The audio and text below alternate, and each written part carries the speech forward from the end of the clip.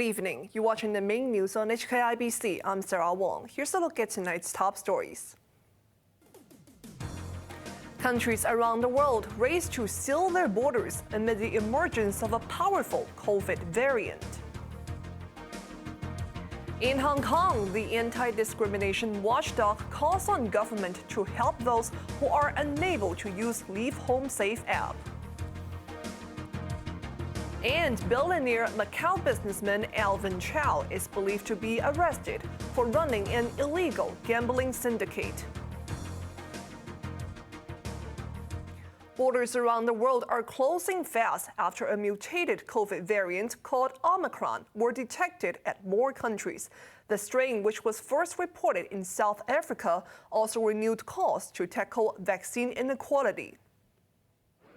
The emergence of Omicron not only thwarted global recovery efforts, but also threw holiday plans of many down the drain. While this Christmas market remained in Brussels, visitors were worried about its imminent closure with the arrival of Omicron. Belgium, along with Germany, Italy, and Britain, have detected cases of the highly mutated variant. With a rising caseload and slow inoculation drives, there is an atmosphere of gloom and doom across Europe, except this man. I'm pretty confident, or absolutely confident, this Christmas will be considerably better than last Christmas. Britain, however, wasted no time tightening border controls to stem the potential spread of Omicron. It has barred foreign arrivals from Malawi, Mozambique, Zambia, and Angola, on top of 6 other African countries. Arrivals elsewhere would have to self-isolate until getting a negative PCR test result, and face masks will be needed in shops and on public transport. Highly immunized Israel also banned all foreigners amid fears that a new variant could outwit the vaccines. That boosters will give high enough antibody coverage that actually that's going to be enough to cover this. The second is that vaccine manufacturers have been producing broader vaccines anyway to get broader coverage across potential new variants. So those are in the pipeline. And then a couple of companies have already said they could tweak their existing vaccines and get a new vaccine out specifically against this in about 100 days. Fingers have once again been pointed at the West for not doing enough to alleviate the vaccine shortage at less developed nations. In the African continent as a whole, they've been very short of vaccines compared to Europe or North America. And things like this demonstrate how foolhardy that is. We're just breeding the future variants to come and haunt us. Only 7% of the African population have been double jabbed, compared with 42% globally. Back locally, British Airways has temporarily suspended passenger flights to and from Hong Kong after more of its aircrew members were sent to Penny's Bay Quarantine Center. Flights to the SAR will only resume from December 4th. Britain's flag carrier apologized to affected passengers, saying they have to review operational requirements. 2 British Airways aircrew were tested positive for COVID, one yesterday, the other one last Saturday. That forced all staff on the flights to be quarantined. The Equal Opportunities Commission said epidemic control should not come at the expense of those who don't have the means to comply. The warning came ahead of the government mandating the use of the LeaveHomeSafe app next month, although the watchdog stopped short of calling the policy discriminatory. Lee tells us more.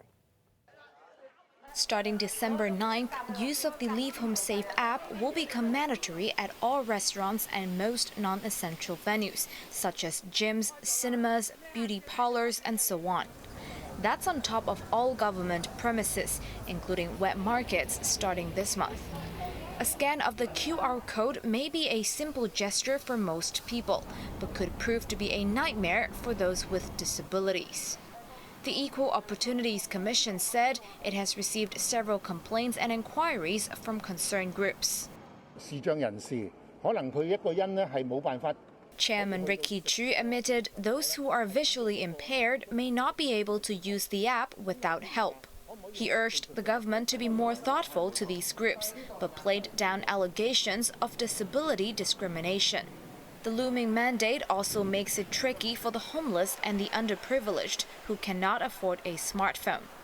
Chu agreed that epidemic control should not come at the expense of freedoms of these individuals. He urged authorities to grant waivers for the time being, while alternatives such as watches or bracelets could be provided in the long term. Ultimately, HKIBC. Macau police have arrested 11 people on suspicion of running an illegal cross-border gambling syndicate. One of them is believed to be Alvin Chau, a high-profile businessman who only became wanted on the mainland on Friday. And Nilau has the details. Billionaire businessman Alvin Chau was believed to be among a group of people handed over to Macau's Public Prosecution's Office today. His high-profile arrest came just one day after police in the mainland city of Wenzhou issued a warrant for him. Without naming names, Macau Judiciary Police spokesman Chong Kam Leung said they have arrested 9 men and 2 women on Friday, including a 47-year-old ringleader surnamed Chau.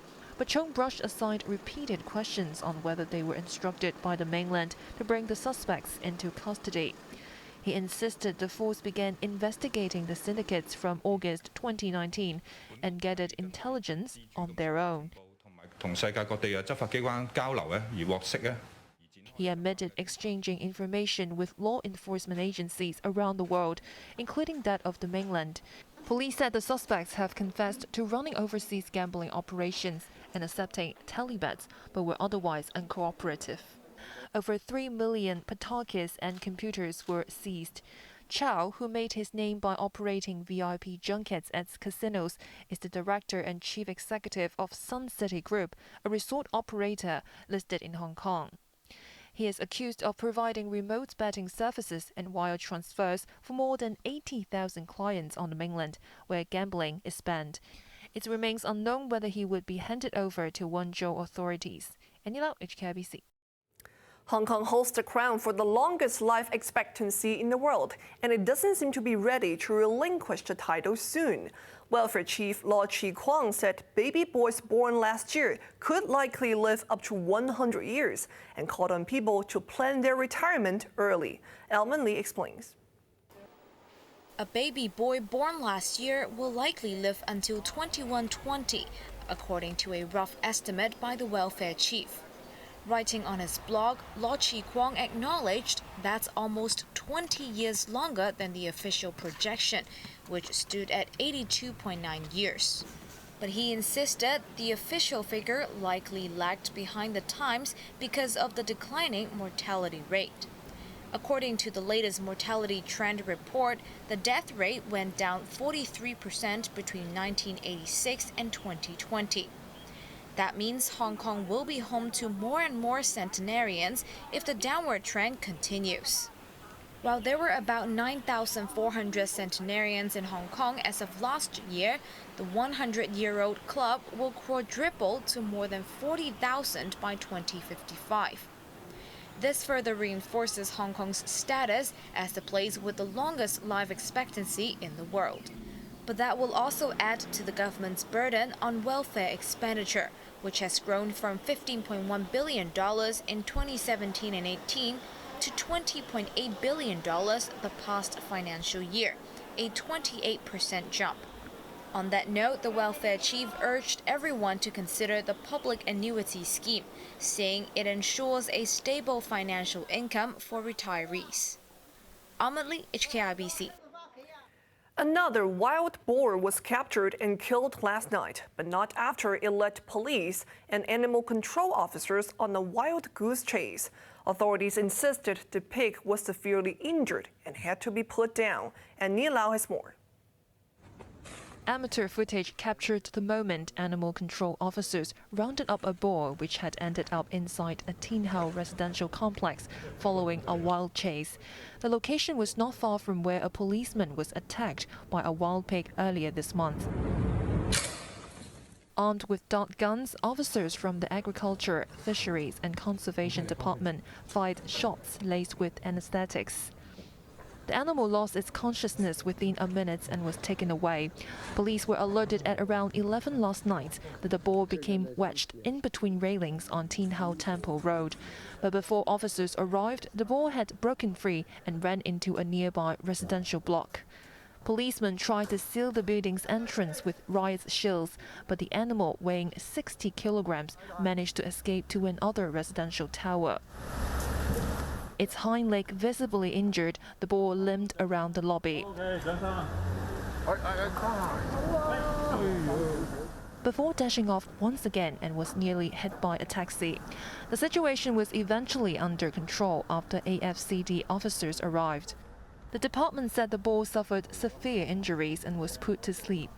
This marked the second time wild boars were put down since authorities announced a capture and kill policy to control their population. But the move has drawn fierce criticism from animal welfare groups. Annie Lau, HKIBC. On to the weather now. Another fine and dry day tomorrow. Temperatures range between 20 and 26 degrees. The mercury will start to drop on Tuesday, dipping to a low of 15 degrees midweek. Now let's take a look at the weather around the world.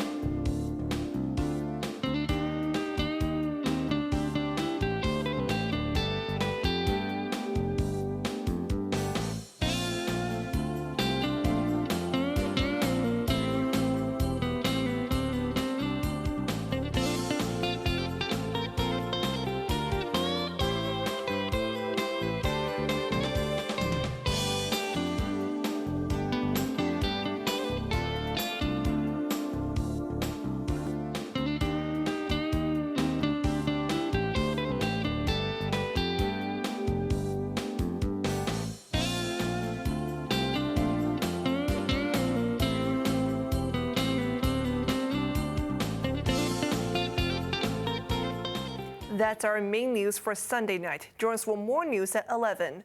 As we step into autumn, it's that time of the year again to head to Tai Lam Country Park to admire the sea of red leaves on gum trees. We leave you with beautiful scenes from today. I'm Sarah Wong. Good night.